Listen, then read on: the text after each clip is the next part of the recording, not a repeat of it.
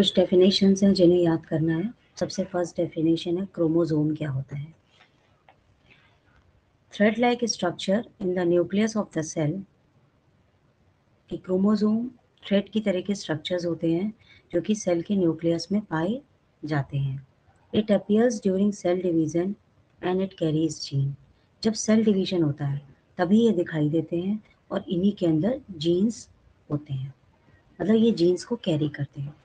तो पहली बात, क्रोमोसोम क्या होते हैं? ये एक थ्रेड लाइक स्ट्रक्चर होते हैं, सेल डिवीजन के समय ये दिखाई देते हैं और ये जीन्स को कैरी करते हैं।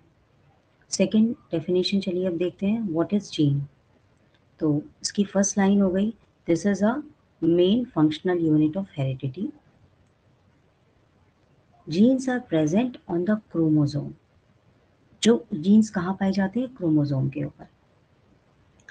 And gene is a piece of DNA that codes for one polynucleotide and it determines a particular character. हर जीन एक कैरेक्टर को डिनोट करता है। Now next, allele, ALLELE. One of the different forms of particular gene occupy the same position on a chromosome. These are known as allele. Next, dominant allele. An allele whose phenotype will be expressed even in the presence of another allele of that gene. It is represented by the capital letter.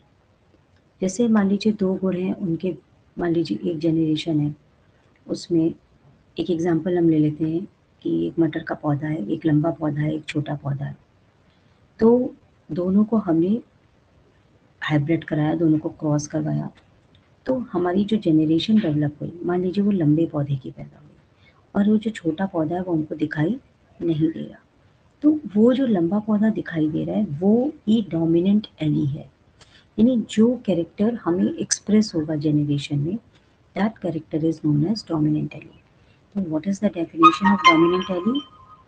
N allele whose phenotype will be expressed, जिसका phenotype दिखाई देता है, even in the presence of another allele, दूसरा Eli रहता है, गायब नहीं होता, तब भी हमें केवल जिस phenotype का एली, मतलब जिसका phenotype दिखाई देता है, that was known as dominant allele. And then generally dominant allele is represented by capital T. After that we have recessive allele. What is recessive allele? Now, an allele which gets marked in the presence of dominant allele. जब कुछ hybrid cross होता है तो जो Eli उस generation में दिखाई नहीं देता, that was suppressed, that means which get marked in the presence of dominant allele, that was known as recessive allele. जैसे मैंने अभी आपको एक एग्जांपल बताया कि एक मटर का पौधा है, एक लंबा है और एक छोटा है, तो जो लंबा वाला पौधा है वो दिखाई दे रहा है और छोटा वाला पौधा दिखाई नहीं दे रहा। तो इस तरीके से क्या होगा कि जो छोटा वाला पौधा हमको दिखाई नहीं दे रहा है, that was known as recessive allele.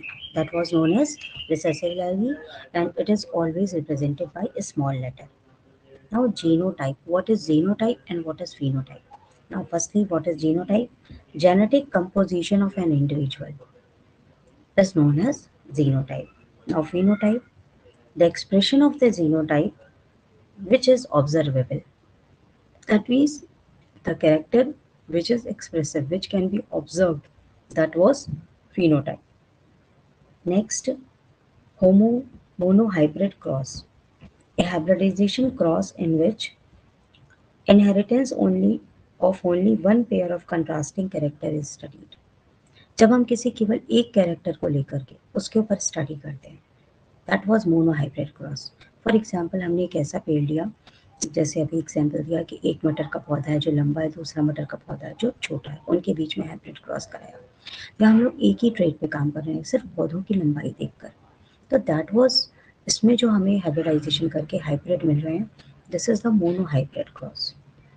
That is hybridization cross in which inheritance of only one pair of contrasting character is studied. Dihybrid cross क्या होता है?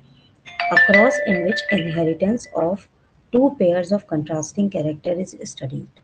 ऐसा क्रॉस जिसमें एक साथ दो पेयर की स्टडी की जाती है।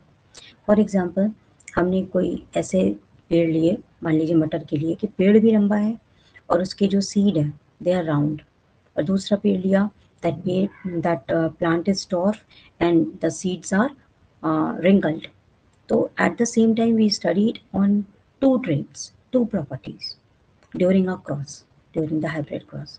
So that cross was known as dihybrid cross. That is, one at a time we studied about two characters. Now homozygous, a condition in which an individual possesses a pair of identical genes controlling a given character and will breed true for his character. That means when both the genotypes present in that individual are of same, for example, tree is tall, that is capital T and capital T, that means it is a homozygous. And heterozygous, a condition in which an individual has a pair of contrasting genes for any character. For example, it consists of both dominant and recessive allele. That means its genotype contains capital T and small t both at a time. Then it is heterozygous. Now, what is progeny? The offspring as a daughter organism. जब कोई hybrid cross कराओ तो उसमें जो generation development होती है that was known as progeny. Progeny. Now, these are some important terms which you must remember. Moreover, one thing, Gregor Johann Mendel is known as the father of the genetics. He done his experiment on the plant of pea, and the scientific name of the pea plant is Pisum sativum. And he conduct his all his experiments on the pea plant because of its some properties, because it have different types of contrasting characters, and its lifespan is completed in a very short duration of time, and it is easily available to conduct the experiments. So there are a lot of features. That's why Gregor John Mendel preferred the plant of pea to conduct his experiments.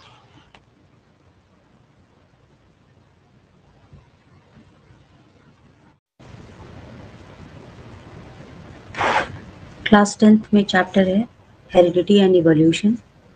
Part 1 है। जैसे ही chapter शुरू होता है तो पहले हमारे सामने एक टर्म आता है, व्हाट इज हेरिडिटी। ये हेरिडिटी क्या होता है? तो हमें ये पता है कि रिप्रोडक्शन के through individuals give rise to new individuals. कोई भी एक इंडिविजुअल होता है, उससे नए उसके आगे की जनरेशन डेवलप होती है। सो इस तरीके से एक के बाद एक पीढ़ी आगे चलती रहती है। The transfer of characters from parent to offspring is known as heredity. Parents के गुण अगर उनकी जनरेशन में ट्रांसफर हो जाए, इस प्रोसेस को हेरिडिटी कहते हैं। फिर से सुनिए, the transfer of characters. Transfer of characters मतलब गुण, मतलब जो प्रॉपर्टीज पेरेंट्स के अंदर पाई जाती हैं। From parents to offspring, parent माने माता पिता, ऑफस्प्रिंग मतलब बच्चे। तो transfer of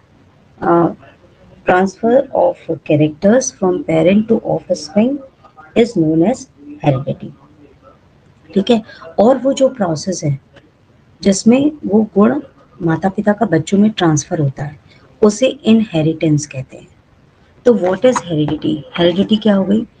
transfer of characters from parent to offspring, OFFSPRING। Offspring मतलब उनके बच्चे। ठीक है। द ट्रांसफर ऑफ, फिर से सुनो, the transfer of characters from parents to offspring is called heredity, and the process involved in the transfer of characters is called inheritance। ठीक है। ये दो डेफिनेशन है। सबसे पहले आपको याद करनी होगी what is heredity and what is inheritance. इसके बाद हम ये देखते हैं कि एक माता पिता के जो बच्चे होते हैं एक जैसे नहीं होते, उनमें कुछ ना कुछ डिफरेंसेस पाए जाते हैं। अगर दो ट्विंस भी होते हैं तब भी उनमें डिफरेंसेस पाए जाते हैं, तो उसी को वेरिएशन कहते हैं। तो थर्ड डेफिनेशन जो आपको याद करनी है वो है व्हाट इज वेरिएशन। तो वेरिएशन की डेफिनेशन हो जाएगी the difference among the individuals of species.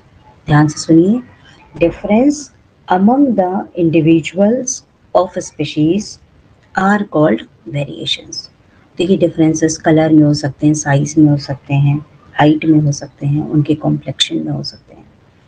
तो बहुत छोटी सी सिंपल सी डेफिनेशन है व्हाट इज वेरिएशन की। Differences among individuals of species is called variation. Now after that एक टर्म और आता है हेरिडिटी वाले चैप्टर में, क्वेश्चन आता है what is gene, GENES, what is gene. तो gene is a unit of DNA. This is a basic unit of DNA which governs the synthesis of one protein that constant a specific character of organism. That means ये नहीं समझ में आ रहा हो तो दूसरी बात सुनिए। पहली लाइन हो गई, gene is a unit of DNA and the characteristics which are transferred from parent to their offspring generation, they are controlled by genes. All the characters which are transferred by parents to their offspring, they are controlled by genes. So genes are responsible for the controlling of transfer of characters from parents to offspring. Okay, तो बहुत ही slight difference है what is heredity, what is gene, what is inheritance, and after that one more definition which you have to learn, what is variation. ठीक है, इसके बाद इस chapter में आपको जो पढ़ना है वो है, कुछ क्वेश्चन आ रहे हैं। Charles Darwin was the first man who proposed the theory of organic revolution, etc. After that, nothing is there which you have to learn.